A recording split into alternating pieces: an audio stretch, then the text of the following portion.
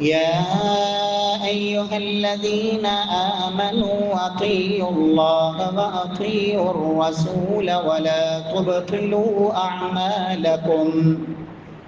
وقال الله سبحانه وتعالى في مقام آخر: وما آتاكم الرسول فخذوه وما نهاكم عنه فانتهوا واتقوا الله. معزز سامعین کرام، محترم بھائیوں، بزرگوں، دوستوں، معززات ماؤں اور بہنوں، گزشتہ خطبہ جمعہ میں رسول معظم صلی اللہ علیہ وسلم کے خطبہ حجۃ الوداع، اس خطبے کے کچھ اہم پہلو وہ ذکر کیے تھے۔ 3 باتیں گزشتہ جمعے میں ذکر کی گئیں کہ خطبہ حجۃ الوداع کے موقع پر ایک تو تکمیل دین کا اعلان ہوا، اللہ نے اس موقع پہ دین کو مکمل کیا، اور دوسرا کہ عزت کا معیار اللہ کے ہاں وہ تقوی ہے، اور تیسری بات جس کا گزشتہ خطبہ جمعہ میں ذکر ہوا کہ رسول اللہ صلی اللہ علیہ وسلم نے جاہلیت کی جو رسمیں تھیں ان کو آپ نے ختم کیا، اور ان میں ایک جو جاہلی طریقہ تھا، سود کا سلسلہ تھا، آپ صلی اللہ علیہ وسلم نے اسے ختم کرنے کا اعلان کیا۔ آج کی اس ملاقات میں اللہ کی توفیق سے ہم نبی صلی اللہ علیہ وسلم کے اسی خطبہ کے کچھ مزید پہلوؤں کو ذکر کریں گے۔ اللہ رب العزت کما حقہ ہمیں بیان کی اور سمجھنے کی اللہ توفیق نصیب فرمائے، اور رب کائنات پھر ہمیں عمل کی توفیق بخشے۔ رسول اللہ صلی اللہ علیہ وسلم نے جو ان ایام میں خطبے دیے، سیدنا عبداللہ بن عباس رضی اللہ تعالی عنہ بیان کرتے ہیں کہ ایک دن اللہ کے رسول صلی اللہ علیہ وسلم نے جو خطبہ دیا اس میں آپ نے صحابہ سے سوال کیا: میرے صحابہ، ای یوم ھذا، کہ آج کا دن یہ کون سا دن ہے؟ قالوا یوم حرام، صحابہ کرام نے کہا یا رسول اللہ صلی اللہ علیہ وسلم آج کا دن حرمت کا دن ہے۔ اور بعض روایات میں یہ بھی ہے کہ صحابہ کرام خاموش رہے کہ شاید نبی صلی اللہ علیہ وسلم اس دن کا کوئی اور نام رکھنے والے ہیں۔ آپ صلی اللہ علیہ وسلم نے پھر خود صحابہ سے کہا الیس یوم النحر، کیا آج کا دن قربانیوں کا دن نہیں ہے؟ پھر آپ صلی اللہ علیہ وسلم نے دوسرا سوال کیا ای شہر ھذا، میرے صحابہ یہ مہینہ کون سا مہینہ ہے؟ قالوا شہر الحرام، صحابہ کرام نے کہا یا رسول اللہ صلی اللہ علیہ وسلم یہ مہینہ بھی حرمت والا مہینہ ہے۔ آپ صلی اللہ علیہ وسلم نے پھر تیسرا سوال کیا ای بلد ھذا، میرے صحابہ یہ شہر کون سا شہر ہے؟ قالوا بلد حرام، یا رسول اللہ صلی اللہ علیہ وسلم یہ شہر بھی حرمت والا ہے، دن بھی حرمت والا، مہینہ بھی حرمت والا، اور شہر بھی حرمت والا۔ پھر نبی صلی اللہ علیہ وسلم نے فرمایا اے لوگو، ان اموالکم و اعراضکم، نبی صلی اللہ علیہ وسلم نے فرمایا کہ لوگو تمہارے مال، تمہاری عزتیں، و دماءکم، اور تمہارے خون، حرام علیکم کا حرمت یومکم ھذا فی شہرکم ھذا فی بلدکم ھذا، لوگوں تمہارے لیے ایک دوسرے کی عزت اور ایک دوسرے کا مال اور ایک دوسرے کا خون ایسے ہی قابل احترام ہے جس طرح یہ دن حرمت والا، یہ شہر حرمت والا، اور یہ مہینہ حرمت والا ہے۔ میرے پیارے بھائیوں، نبی صلی اللہ علیہ وسلم کا وہ خطبہ حقیقت میں وہ کوئی عام خطبہ نہیں تھا، بلکہ ایک جامع ایسا قانون، دستور اور زندگی گزارنے کا ایک بہترین لائحہ عمل تھا جو آپ صلی اللہ علیہ وسلم نے امت کے سامنے پیش کیا کہ لوگوں، تمہارے لیے، ہر مسلمان کے لیے دوسرے مسلمان کا خون اور اس کی عزت اور اس کا مال قابل احترام ہے۔ یہ اس خطبے کا ایک حصہ اور ایک پیغام تھا۔ آج میرے پیارے بھائیوں، معاشرے کے اندر قتل و غارت، لڑائی جھگڑے، فتنہ فساد، یہ زناکاری اور بدکاری، اس کا سبب یہی ہے کہ امت محمد مصطفیٰ صلی اللہ علیہ وسلم کے اس پیغام کو بھول چکی۔ قرآن مجید میں رب کائنات نے قتل کو اتنا سنگین جرم قرار دیا۔ لوگوں، من اجل ذلک کتبنا علی بنی اسرائیل انہ من قتل نفسا بغیر نفس او فساد فی الارض فکأنما قتل الناس جميعا۔ اللہ فرماتے ہیں، لوگوں، جس نے ایک انسان کا قتل کیا، حقیقت میں اس نے ایک انسان کا نہیں بلکہ پوری انسانیت کا قتل کیا۔ یہی وجہ ہے کہ رب کائنات نے جان بوجھ کر کسی مومن کا قتل کرنے والا، کسی اپنی ذاتی عناد، رنجش یا اپنا ایک وہ کفریہ اور شرکیہ وہ بغض اور عقیدہ، امت کے اندر یہ تکفیری سوچ رکھنے والے ظالم مسلمانوں کو کافر بنا کر پھر انہی مسلمانوں کی گردنیں کاٹنے والے، پیارے بھائیوں، نبی صلی اللہ علیہ وسلم نے فرمایا، من یقتل مؤمنا متعمدا فجزاؤہ جہنم خالدا فیہا وغضب اللہ علیہ ولعنہ وأعد له عذابا مہینا۔ جس نے ایک مسلمان کا ناحق قتل کیا، فجزاؤہ جہنم، اس کا ٹھکانہ جہنم کے دہتے انگارے ہیں، خالدا فیہا، ایک دن دو دن کے لیے نہیں، ہمیشہ کے لیے اس جہنم میں رہے گا۔ وغضب اللہ علیہ، اللہ کا غضب، اس کی طرف سے لعنتیں اس کا مقدر بنے گی۔ وأعد له عذابا مہینا، اللہ نے رسوا کن عذاب ایسے لوگوں کے لیے تیار کیا ہے۔ پیارے بھائیوں، رب کائنات نے عباد الرحمن کے اوصاف ذکر کیے۔ سورہ فرقان 19ویں پارہ سورہ فرقان کے آخری رکوع میں رب کائنات نے عباد الرحمن، ان کی خوبیاں گنوائی۔ والذین لا يدعون مع اللہ الہا آخر ولا يقتلون النفس التي حرم اللہ الا بالحق۔ رب کائنات فرماتے ہیں، وہ لوگ جو عباد الرحمن ہیں، رحمان کے بندے ہیں، وہ نہ تو اللہ کے ساتھ شریک کرتے ہیں کسی کو، اور نہ ہی کسی کا نہ حق قتل کرتے ہیں۔ یہ ان کی خوبی اور ان کا وصف ہے۔ قتل کرنا تو دور کی بات، اسلام ایک مسلمان کے خون کی عظمت اور اس کی اہمیت کو اس انداز میں سمجھاتا ہے۔ اللہ کے رسول صلی اللہ علیہ وسلم فرماتے ہیں، من اشار الی اخیہ بحدیدہ، اللہ کے رسول صلی اللہ علیہ وسلم فرماتے ہیں، لوگوں، کوئی شخص اپنے مسلمان بھائی کی طرف لوہے کی چیز سے صرف اشارہ کرے، فرمایا اللہ کے فرشتے اس پہ لعنتیں برساتے ہیں۔ نبی صلی اللہ علیہ وسلم فرماتے ہیں، حتیٰ کہ وہ اس کا سگا بھائی کیوں نہ ہو، ان کان اخاہ لابیہ و امی، اس لیے کہ مسلمان کو نقصان ہو سکتا ہے۔ اور دوسری روایت میں اللہ کے رسول صلی اللہ علیہ وسلم فرماتے ہیں، تم لوہے کی چیز سے اپنے بھائی کی طرف اشارہ کرو، ممکن ہے شیطان تمہیں بہکاوا دے، چونکا لگائے اور تمہارا ہاتھ حرکت کر جائے، اور وہی اسلحہ جو تمہارے ہاتھ میں ہے، بھائی کو اشارہ کر رہے ہو، مذاق میں کر رہے ہو، ممکن ہے وہی اس کی جان لینے کا ذریعہ بن جائے اور تمہارے لیے وہ جہنم میں جانے کا سبب بن جائے۔ اس لیے اللہ کے رسول صلی اللہ علیہ وسلم نے فرمایا، اشارہ تک نہیں کرنا۔ پیارے بھائیوں، مسلمان کا خون اللہ کے ہاں اس کی ویلیو اتنی ہے، قیامت کا دن ہوگا،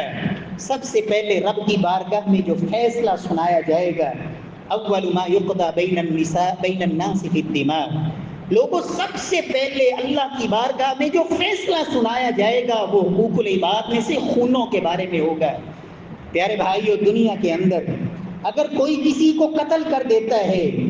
ایک تو اس نے اللہ کے قانون کو توڑا، رب کا وہ مجرم اور باغی بنا، اللہ کا نافرمان بنا، دوسرا اس نے اس انسان کو جس کو قتل کیا اس کا مجرم بنا، اور تیسرا اس نے جن کا قتل کیا اس کی بچے، اس کی بیوی، اس کا ماں باپ، اس کے رشتہ دار، یہ ان کا مجرم بنا۔ رب کائنات نے ورثاء کو یہ حق دیا ہے، وہ معاف کرنا چاہیں تو معاف کر دیں، وہ دیت لے کے معاف کرنا چاہیں تو دیت لے کر معاف کر دیں، اور اگر وہ قصاص لینا چاہیں تو اللہ نے ان کو قصاص لینے کا بھی اختیار دیا ہے۔ اور اگر دنیا کے اندر یہ ورثاء نے تو اپنا حق لے لیا، بدلہ چکا دیا یا معاف کر دیا، جو بھی قیامت کا دن ہوگا، اللہ کے رسول فرماتے ہیں صلی اللہ علیہ وسلم، یجیء القاتل بالمقتول، قاتل مقتول کو پکڑ کے لائے گا اور اس کے سر سے گھسیٹتا ہوا رب کی بارگاہ میں سامنے اللہ کے کھڑا کرے گا، اور اس مقتول کے جسم سے اسی طرح خون بہ رہا ہوگا۔ وہ کہے گا اے پروردگار اس سے پوچھئے لما قتلنی، اس نے مجھے قتل کیوں کیا ہے۔ میرے پیارے بھائیوں، کسی مسلمان کا، مومن کا قتل، اللہ کے رسول صلی اللہ علیہ وسلم نے فرمایا جو لا الہ الا اللہ محمد الرسول اللہ پڑھتا ہے، اشہد ان لا الہ الا اللہ وان محمد الرسول اللہ کی گواہی دیتا ہے، لا یحل دم امرئ مسلم الا باحدى ثلاث، فرمایا سوائے 3 صورتوں کے اس کے علاوہ کسی مسلمان کا قتل جائز نہیں۔ النفس بالنفس، اگر کسی نے کسی کو قتل کیا ہے تو قصاص میں قاضی، جج، عدالت مقتول کے ورثاء کے حق میں فیصلہ دیں گے، اور اس سے باقاعدہ قصاص میں اسے بھی اسی طرح قتل کیا جائے گا۔ ایک یہ صورت ہے، اور فرمایا دوسری صورت کہ انسان السید الثانی، بوڑھا ہے، بڑھاپے میں پہنچ کر اور پھر شادی شدہ ہو کر اللہ نے جائز خواہش پوری کرنے کا ذریعہ دیا، اس کے باوجود وہ حرام سے باز نہیں آتا ہے، شادی شدہ ہو کر پھر زنا کرتا ہے، بدکاری کرتا ہے، اس کو رب کی زمین پہ رہنے کا کوئی حق نہیں۔ اسلامی حکومت کی یہ ذمہ داری ہے کہ ایسے زانی کو پتھر مار مار کر رجم کر دیا جائے اور اللہ کی زمین کو ایسے غلیظ سے پاک کر دیا جائے۔ فرمایا اس کو قتل کرنا یہ بھی اسلام کا حق ہے۔ اور تیسری صورت التارک لدینہ المفارق للجماعہ، کہ جو دین سے پھر جائے، مرتد ہو جائے، اللہ کے دین میں داخل ہو کر، دین میں داخل ہونا اس پر کسی کے اوپر کوئی جبر نہیں، کوئی زبردستی نہیں، لا اکراہ فی الدین، کسی کو زبردستی مسلمان نہیں بنایا جائے گا۔ ہاں اسلام کی دعوت، یہ اسلام کا ایک قانون ہے، نظام ہے، اسلام کی دعوت اسے دی جائے گی، اسلام کے محاسن، خوبیاں اس کے سامنے رکھی جائیں گی، اور خوشی سے اگر وہ اسلام قبول کرتا ہے، ایک دفعہ اسلام میں داخل ہو جانے کے بعد پھر اگر وہ اسلام سے پھرتا ہے، مرتد ہوتا ہے، دین اسلام کو چھوڑ دیتا ہے، ترک کرتا ہے، التارک لدینہ المفارق للجماعہ، جس نے دین کو معمولی سمجھ کر، حقیر جانتے ہوئے اللہ کے اس دین کو ترک کر دیا، چھوڑ دیا، فرمایا اب اس کو بھی اللہ کی زمین پہ رہنے کا کوئی حق نہیں۔ سیدنا ابو موسیٰ اشعری اور حضرت معاذ بن جبل دونوں کو اللہ کے رسول صلی اللہ علیہ وسلم نے یمن کے 2 مختلف علاقوں کا ذمہ دار بنا کے بھجوایا،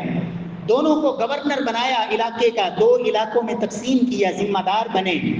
دونوں ایک دوسرے سے وقتاً فوقتاً ملاقات کرتے رہتے، حال احوال پوچھتے، جب بھی ملاقات ہوتی ایک دوسرے سے یہ پوچھتے تمہاری عبادت کیسی ہے، قرآن کتنا پڑھتے ہو، رات کی تہجد کیسی ہے، یہ ایک دوسرے سے اس طرح کے سوالات۔ اللہ اکبر، اللہ کے رسول صلی اللہ علیہ وسلم کے صحابی حضرت ابو موسیٰ اشعری جہاں تھے، اس علاقے میں ایک شخص دین میں داخل ہوا اور پھر وہ دین اسلام سے مرتد ہو گیا، تو سیدنا معاذ بن جبل رضی اللہ تعالی عنہ جب ان سے ملاقات کے لیے آئے تو دیکھا حضرت ابو موسیٰ اشعری کے پاس ایک شخص بندھا ہوا ہے۔ معاذ بن جبل رضی اللہ تعالی عنہ گھوڑے پر سوار تھے، آتے ہی سوال کیا یہ بندھے ہوئے شخص کا کیا معاملہ ہے؟ ابو موسیٰ اشعری رضی اللہ تعالی عنہ کہتے ہیں کہ یہ دین سے مرتد ہوا ہے، دین اسلام کو اس نے ترک کیا ہے، ہم نے اس کو باندھ رکھا ہے۔ سیدنا معاذ بن جبل کہتے ہیں اللہ کی قسم اس وقت تک معاذ گھوڑے سے قدم نیچے نہیں رکھے گا جب تک اس کی گردن اڑا نہ دی جائے۔ اس لیے کہ اللہ کے نبی نے جو ہمیں قانون دیا ہے، محمد مصطفیٰ نے جو دستور دیا ہے، اس میں مرتد ہو جانا، دین اسلام کو چھوڑ دینا، دین اسلام سے نکل جانے والا ہے، اس کی سزا اسلامی قانون اور اسلامی نظام میں یہی ہے کہ اس کی گردن تن سے جدا کر دی جائے۔ حضرت ابو موسیٰ اشعری رضی اللہ تعالی عنہ نے بلایا اور اس کافر کی، مرتد کی گردن اڑا دی۔ میرے پیارے بھائیوں، معلوم یہ ہوا کہ لوگوں تمہیں کسی کو قتل کرنے کا کوئی اختیار نہیں، اگر وہ مجرم ہے 3 صورتوں میں تو پھر بھی یہ حکومت کی ذمہ داری، یہ اسلامی نظام اور قانون کی ذمہ داری ہے کہ اس کے اوپر اللہ کا یہ نظام اس کو لاگو کریں۔ اسلام نے تو ہمیں یہ بھی حق نہیں دیا کہ ہم اپنے آپ کو قتل کر لیں۔ اگر کوئی اپنے آپ کو قتل کرے گا، ہمیشہ ہمیشہ کے لیے اللہ کے رسول فرماتے ہیں جس طرح اپنے آپ کو قتل کرے گا، کسی آلے سے اپنی گردن کاٹے گا، زہر پی کے اپنے آپ کو قتل کرے گا، کسی بلندی سے گرا کے جان دے گا، ہمیشہ ہمیشہ کے لیے جہنم میں اسے وہی سزا دی جائے گی۔ پیارے بھائیوں، اسلام تو اتنا انصاف والا اور انسانی خون کی قدر کرنے والا، اللہ کے نبی نے تو امت کو یہ بھی سبق دیا، لوگوں ایک کافر، ایک غیر مسلم، ایک ذمہ جو مسلمانوں کے ملک میں ہے، معاہدے کے تحت وہ حکومت کو باقاعدہ اس نے معاہدے کے ساتھ حکومت، اسلامی حکومت میں رہ رہا ہے، اسلامی حکومت کی ذمہ داری ہے کہ اس کے جان اور مال کا بھی اسی طرح تحفظ کرے۔ اللہ کے رسول فرماتے ہیں جس نے کسی ذمہ کو قتل کر دیا، مسلمان نہیں کافر ہے، اور ایک کافر وہ ہوتا ہے جو حربی ہے، مسلمان کے ساتھ لڑ رہا ہے، برسر پیکار ہے، مسلمانوں کا قتل کر رہا ہے، اور ایک وہ کافر ہے جو مسلمانوں کے ہاں امن سے رہ رہا ہے، معاہدے کے تحت رہ رہا ہے، باقاعدہ جزیہ یا ٹیکس دے کے رہ رہا ہے۔ اسلام کہتا ہے اگر کوئی مسلمان اس کافر کو قتل کرے گا، لم یجد رائحۃ الجنہ، رب کائنات نے اس کے لیے جنت کی خوشبو بھی حرام کر دی، جنت کی خوشبو بھی نہیں پائے گا۔ پیارے بھائیو، اللہ کے رسول صلی اللہ علیہ وسلم نے امت کو یہ بتایا، لوگوں تمہارے خون ان کی بھی حرمت ہے اللہ کے ہاں، اور اسی طرح تمہارا مال وہ بھی ایک دوسرے کے لیے احترام والا ہے، کسی کے لیے جائز نہیں ہے کہ وہ کسی دوسرے مسلمان کا مال لے۔ لا یحل لمسلم لا یحل مال امرئ مسلم، اللہ کے نبی صلی اللہ علیہ وسلم فرماتے ہیں دوسرے مسلمان کا مال کسی کے لیے حلال نہیں ہے، الا بطیب نفس من، ہاں اپنی خوشی سے وہ دے، رضامندی سے پیش کرے، وہ الگ بات ہے، لیکن کسی بھی ناجائز طریقے سے، دھوکے سے، فرمایا من غش فلیس منا، لوگوں کے مال بٹورنے کے لیے کوئی دھوکہ دیتا ہے، جھوٹی قسمیں اٹھاتا ہے، غلط بیانی کرتا ہے، جھوٹ بولتا ہے، اللہ کے نبی صلی اللہ علیہ وسلم نے ایسے انسان کے بارے میں فرمایا جو اللہ کے نام لے کر لوگوں کو دھوکہ دے رہا ہے، جھوٹی قسمیں اٹھا کر لوگوں کا مال ہتھیانے کے لیے، لقی اللہ وہو علیہ غضبان، قیامت والے دن جب رب کے سامنے آئے گا تو اللہ کا غضب اس کا مقدر بنے گا، رب کا غضب اس کے اوپر برسے گا جو کسی مسلمان کا مال ناجائز طریقے سے ہتھیانے کی کوشش کرتا ہے۔ پیارے بھائیوں، اسلام نے یہ قوانین کیوں بنائے کہ یہ ہاتھ کتنا قیمتی ہے اسلام کی نظر میں، کوئی کسی کی ایک انگلی کاٹ دے، اسلام کہتا ہے کہ اس کی دیت 10 اونٹ ہے، اور آج کے دور میں اگر ایک اونٹ کم از کم جو اچھا بہترین اونٹ 3-4 لاکھ روپیہ، یہ کم از کم بلکہ 5 لاکھ تک اس کی قیمت ہے، آپ اندازہ لگائیں، کوئی کسی کی ایک انگلی کاٹ دے، اسلام نے کہا 50 لاکھ اس کی دیت، 10 اونٹ دینے پڑیں گے، اگر کوئی کسی کا ایک ہاتھ کاٹ دے 50 اونٹ اس کی دیت ہے، اتنا ہاتھ یہ قیمتی، لیکن اگر یہ چور بن جائے، چھپ کر لوگوں کا مال اٹھانے والا بن جائے، چوری کرنے والا بن جائے، اللہ کے رسول فرماتے ہیں لعن اللہ السارق، اللہ لعنت کرے چور پر، یسرق البیض تقطع یدہ، فرمایا وہ ایک انڈا چوری کرتا ہے، نتیجے میں اس کا ہاتھ کاٹ دیا جاتا ہے۔ کیا مطلب؟ چوری کا آغاز ایسی معمولی چیزوں سے ہی ہوتا ہے، چھوٹی چھوٹی چیزیں چوری کرتے کرتے، حتیٰ کہ اگر اس نے ربع دینار چوری کر لیا، 1 دینار بھی نہیں، دینار کا چوتھا حصہ اگر چوری کرتے ہیں، اللہ رب العزت کا قانون ہے السارق والسارقہ فاقطعوا ایدیہما جزاء بما کسبا نکالا من اللہ، چور مرد ہو یا چوری کرنے والی عورت ہو، اگر وہ چوری کریں ان کا ہاتھ کاٹ دو، یہ اللہ کی طرف سے سزا ہے، جزاء بما کسبا نکالا من اللہ۔ پیارے بھائیوں، جہاں یہ قانون تھا وہاں لوگوں کی چوریاں نہیں ہوتی تھیں، مال ان کا محفوظ ہوتا ہے۔ اللہ کے رسول صلی اللہ علیہ وسلم کے دور میں بنو مخزوم قبیلے کی ایک سردار قبیلے کی عورت نے چوری کر لی۔ لوگوں نے کہا اللہ کے رسول صلی اللہ علیہ وسلم یہ تو سردار قبیلے کی عورت ہے، قریشی عورت ہے، معاف کر دیا جائے۔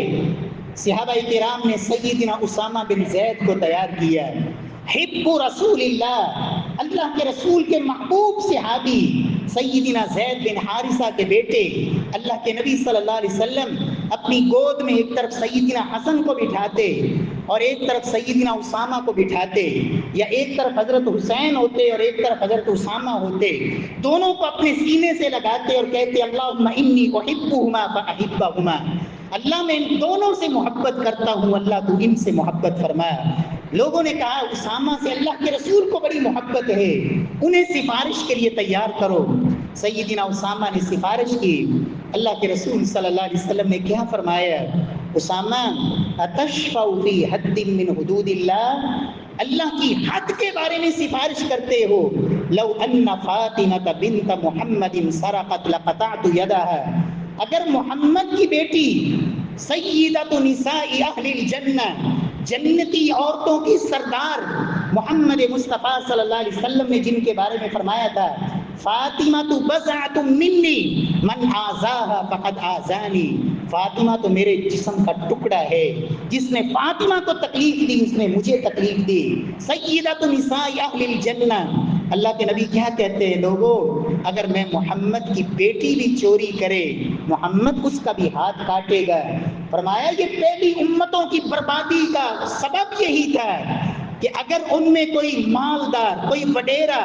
کوئی عزت والا، کوئی بڑے خاندان والا چوری کرتا اس کے لیے قانون اور ہوتا ہے، اور اگر کوئی غریب، کوئی کمزور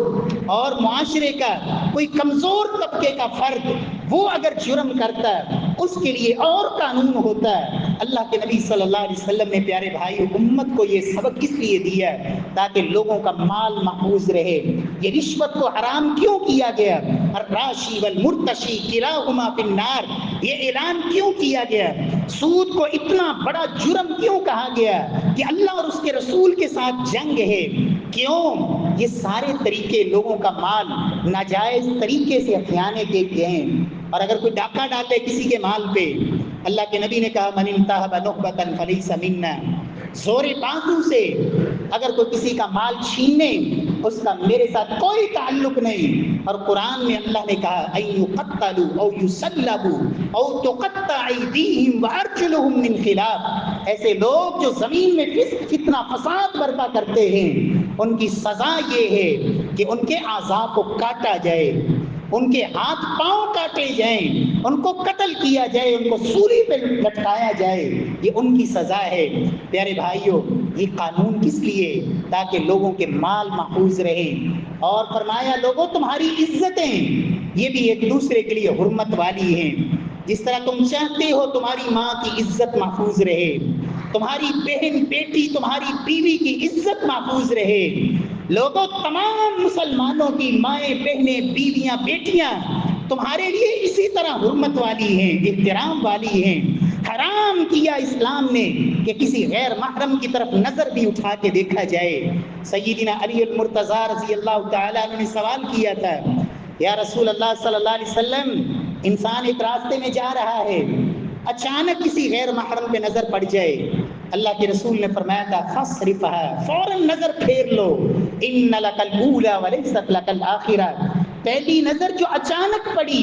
وہ تو اللہ معاف فرمائے گا، لیکن اس کے بعد جو تم دیکھو گے تو یہ ایسا گناہ ہوگا جو تمہارے نامہ اعمال کو سیاہ کرنے والا۔ پیارے بھائیوں اسلام نے یہ نظام کیوں بنایا؟ کوئی اجنبی مرد کسی عورت کے ساتھ تنہائی اختیار نہ کرے، خلوت اختیار نہ کرے، چاہے وہ اسکول ٹیچر ہے، چاہے وہ ٹیوٹر ہے، چاہے وہ ڈاکٹر ہے، جو بھی ہے۔ فرمایا لا یخلون رجل بامرأة الا کان ثالثہما الشیطان، جہاں بھی دو مرد اور عورت تنہا ہوتے ہیں، وہ پیر ہو، وہ مولوی ہو، وہ جو بھی ہو، آپ کے خاندان کا کوئی وڈیرا ہو، اللہ کے رسول نے کوئی استثناء نہیں دیا۔ لا یخلون رجل بامرأة الا کان ثالثہما الشیطان، حرام ہے کسی عورت کا کسی مرد کے ساتھ تنہائی اختیار کرنا۔ اجنبی مرد اور عورت، اکیلی عورت ڈرائیور کے ساتھ سفر کر رہی ہے، پیارے بھائیوں اسلام نے حرام کہا، یہ خلوت ہے، یہ تنہائی ہے۔ تنہائی گھر کے کمرے کے اندر ہو، تنہائی کسی مدرسے یا کالج کے اندر ہو، تنہائی کسی ہاسپٹل یا ڈسپنسری کے اندر ہو، مرد عورت کے ساتھ تنہائی یہ حرام ہے۔ کیوں؟ مسلمانوں کی عزتیں محفوظ رہیں۔ مرد کو نظریں جھکانے کا حکم دیا، عورت کو نظریں جھکانے کا حکم دیا، عورت کو پردے کا حکم دیا، آواز کو پست کرنے کا حکم دیا، اگر ضرورت کے مطابق اجنبی مرد سے بات کرنی بھی پڑے نظام دیا کہ زبان کو سخت کرو اور سخت لہجے میں بات کرو تاکہ بیمار دل وہاں سے کوئی ایسا راستہ نہ نکال لے۔ اللہ کے نبی صلی اللہ علیہ وسلم نے عزت کو بھی اسی طرح حرام کیا۔ لوگوں تمہارے خون، تمہارے مال اور تمہاری عزتیں ایک دوسرے کے لیے حرمت والے ہیں۔ جس طرح مکہ شہر حرمت والا ہے، ذی الحجہ کا مہینہ حرمت والا ہے، اور یوم النحر قربانی کا دن حرمت والا ہے۔ اللہ رب العزت ہمیں ایک دوسرے کے مال عزت کی اللہ اس کی حفاظت کی اللہ توفیق نصیب فرمائے۔ پیارے بھائیو، امت مسلمہ اور مسلم معاشرے میں یہ بد امنی اور یہ بے چینی اور بے سکونی کی ایک بنیادی وجہ یہی ہے کہ اللہ کے رسول کے اس اعلان کو ہم نے پس پش ڈالا، کل المسلم علی المسلم حرام دمہ ومالہ وعرضہ۔ لوگوں، ہر مسلمان کا دوسرے مسلمان کے لیے خون، مال اور عزت حرام ہے۔ آپ نے فرمایا لا تحاسدوا، لوگوں ایک دوسرے سے حسد نہ کیا کرو، ولا تباغضوا، ایک دوسرے سے بغض نہ رکھا کرو، ولا تدابروا، رشتہ داریوں کو توڑا نہ کرو۔ فرمایا کسی کو ولا یقتلہ ولا یسلم،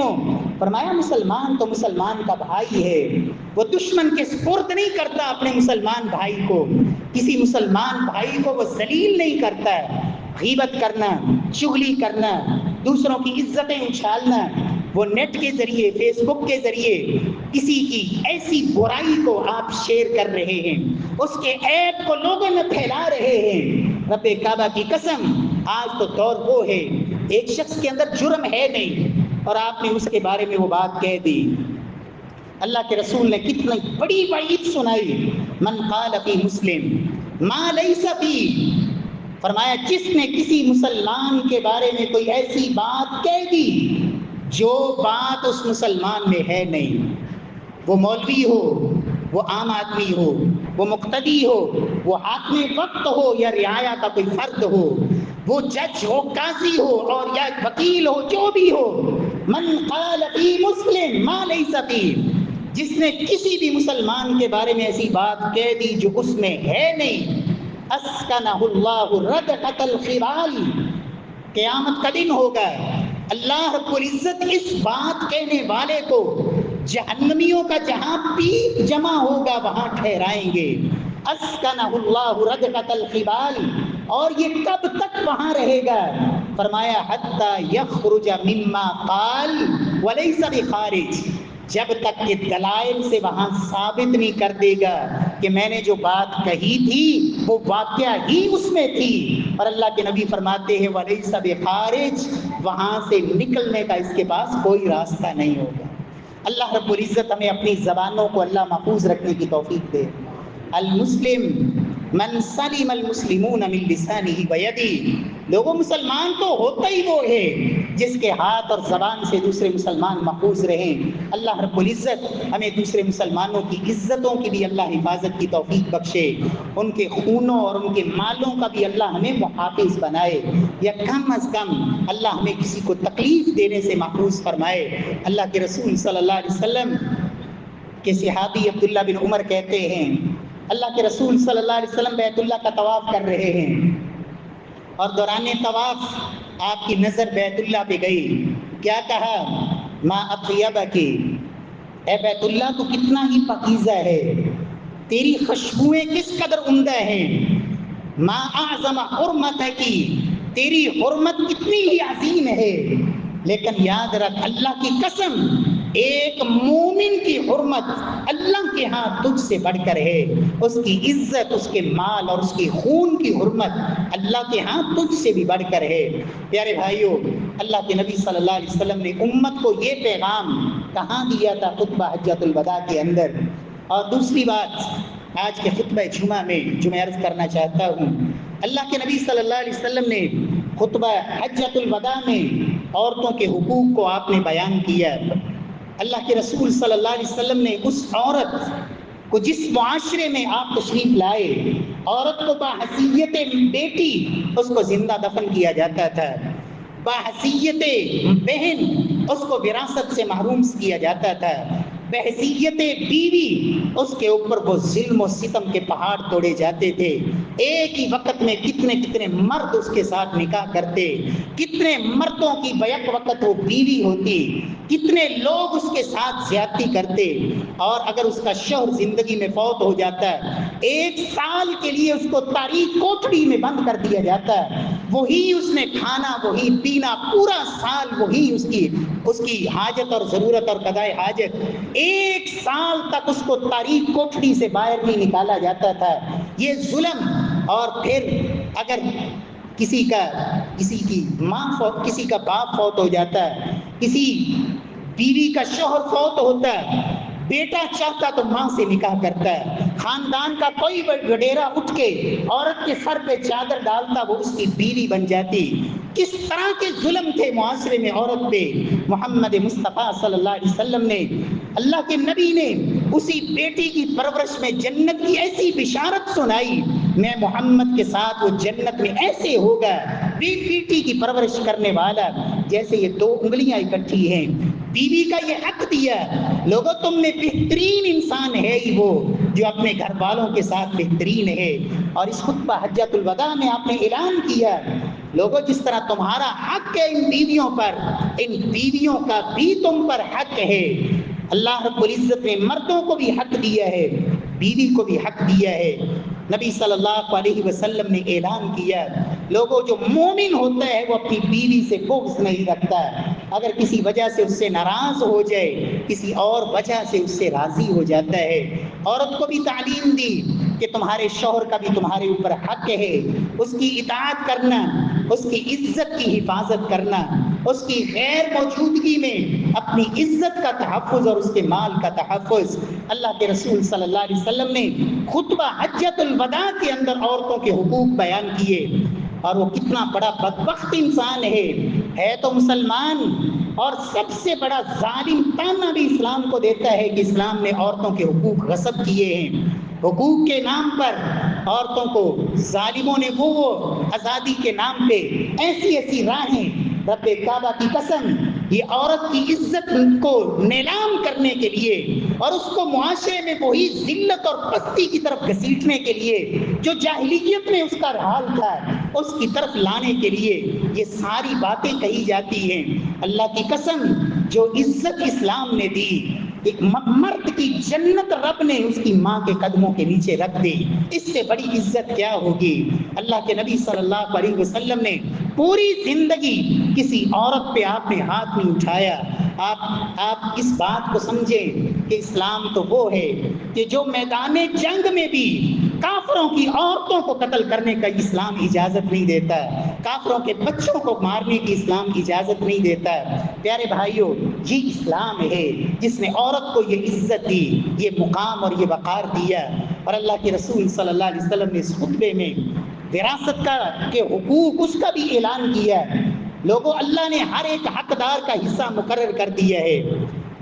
آتو کل ذی حق حقا، جس کا جو حق میرے رب نے مقرر کر دیا ہے اس کا وہ حق اسے دے دو. جاہلیت کے اندر، اسلام سے قبل، وراثت صرف اس کی ہوتی تھی جس میں پاور ہوتی تھی. بیٹوں میں سے جو طاقتور ہوتا باپ کی ساری جائیداد پہ قابض ہو جاتا ہے. اپنے کمزور بھائیوں کا حق مار جاتا ہے، بہنوں کو محروم کر دیتا ہے، عورتوں کا تو تصور ہی نہیں تھا۔ اسلام نے تو اس بچے کا بھی حق رکھا، باپ فوت ہوا اور بیٹا یا بچہ یا بچی ابھی دنیا میں آیا نہیں، ماں کے پیٹ میں ہے، اسلام کہتا ہے اس کا بھی اللہ نے حق رکھا ہے، وہ بھی تمہارے باپ کے نطفے سے ہے، تمہاری ماں کے پیٹ میں تمہاری رحم مادر میں ہے، اللہ نے اس کا بھی حق رکھا ہے، اسے بھی حق دینا ہے۔ اللہ رب العزت نے قرآن مجید میں فرمایا لوگوں یہ وراثت کا معاملہ ہے، تل کا حدود اللہ، لوگوں یہ رب کی حدیں ہیں، اللہ کی حد اس کو اپنے ہاتھ میں مت لو کہ تمہاری مرضی جیسے مرضی تقسیم کر لو، جس بہن کو دل چاہ دے دیا، جس کو نہ چاہ نہیں دیا، جس بھائی کو جتنا چاہ دے دیا، جس کو کمزور ہے اس کا دبا گے، نہیں، دل کا حدود اللہ، لوگوں یہ رب کی حدیں ہیں، وَمَن يُطِعِ اللَّهَ وَرَسُولَهُ، جو اللہ اور اس کے رسول کی فرما برداری کرے گا اللہ رب العزت اس کو بہترین باغات کا داخلہ دیں گے، عظیم کامیابی اس کے قدم چومے گی۔ وَمَن يَعْصِ اللَّهَ وَرَسُولَهُ وَيَتَعَدَّ حُدُودَهُ، اور جو اس میں اللہ اور اس کے رسول کی نافرمانی کرے گا اور اللہ کی حد کو توڑ دے گا، اللہ رب العزت فرماتے ہیں اللہ اسے جہنم میں داخل کرے گا اور رسوا کن عذاب اس کا مقدر بنے گا۔ پیارے بھائیوں، اللہ رب العزت ہمیں وراثت کا جو اصول، وراثت کے جو قوانین جو اسلام نے بنائے ہیں، ہر مورث جو دنیا سے جاتا ہے اس کے جو ورثاء ہیں سب کا حق، چاہے وہ زمین ہے، چاہے پلاٹ ہے، چاہے مکان ہے، چاہے وہ نقدی کی شکل میں ہے، چاہے جانوروں کی شکل میں ہے، ذمہ داری ہے کہ جمی وراثت اس کی اندازہ لگا کے جمع کر کے ہر ایک حقدار کو اس کا حق دیا جائے۔ اللہ رب العزت توفیق سے نوازے۔ نبی صلی اللہ علیہ وسلم نے خطبہ حجۃ الوداع کے اندر یہ سارے اعلانات کرنے کے بعد کہا لِيُبَلِّغِ الشَّاهِدُ الْغَائِبَ، جو یہاں موجود ہیں ان تک پہنچا دیں جو یہاں موجود نہیں ہیں۔ ہر ایک کی ذمہ داری ہے کہ اس پیغام کو آگے پہنچائے۔ اللہ رب العزت سے دعا ہے خالق ارض و سما کتاب و سنت کے مطابق اللہ ہمیں زندہ رہنے کی توفیق بخشے، کتاب و سنت پر اللہ قائم رہنے کی توفیق بخشے، اور اللہ کے نبی کی اتباع والی اطاعت اور فرما برداری والی اللہ ہمیں زندگی نصیب فرمائے، اور امت مسلمہ کے اندر رب کائنات وہ اتفاق اور اتحاد جس کا واحد راستہ کتاب اللہ و سنت نبی، اللہ کی کتاب قرآن حکیم اور محمد مصطفیٰ کی سنت، یہ واحد راستہ ہے، اللہ اس پر اتفاق اور اتحاد نصیب فرمائے۔ واقول قولی ھذا وآخر دعوانا الحمد للہ۔